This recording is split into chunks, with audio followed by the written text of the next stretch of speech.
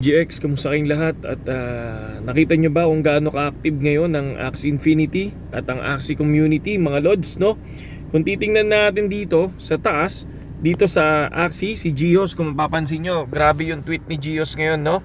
So sobrang talaga, no? Sobrang ingay ni Gios ngayon. Simula nung nilabas tong Project T, the Axie fam did. No, tingnan nyo, oh. So parang Pokemon na yung nangyayari ngayon, no, sa mga nilalabas nilang games.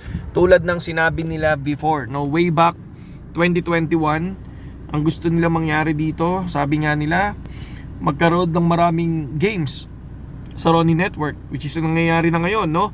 Makikita nyo mismo sa Ronin wallet ninyo, ang dami nang pwedeng ilagay. May mga NFT, may mga iba't ibang games. Ngayon ito na, no, nadagdag na naman, mga idol.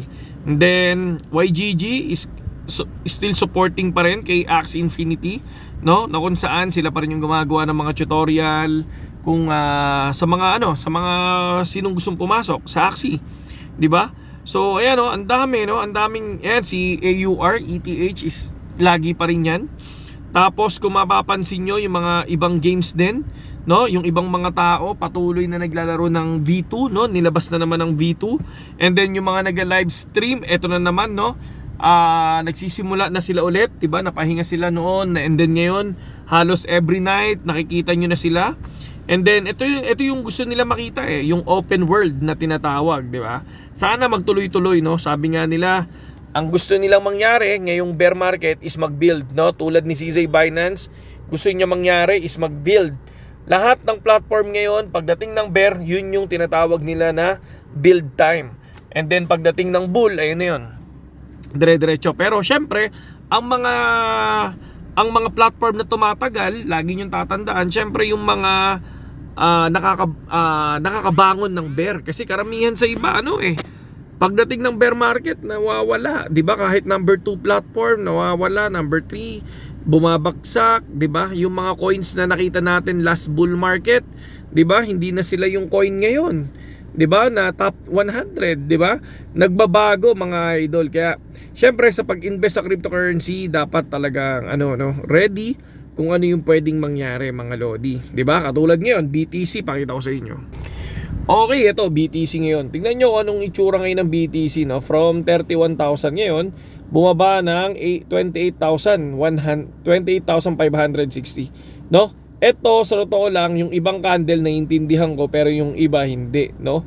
Talagang ito from 29,231 and then nag-dive, dive siya, Tapos ito, lagi kong tinitingnan, inaaral ko yan, no? Teka, nakita tayo, mga lods. Ayan. Ito. Hindi ko alam kung tawag dyan. Kayo nga, pwede nyo bang i-comment kung anong tawag doon? Ito, hindi ko alam kung tama ba yung word na hammer kapag red.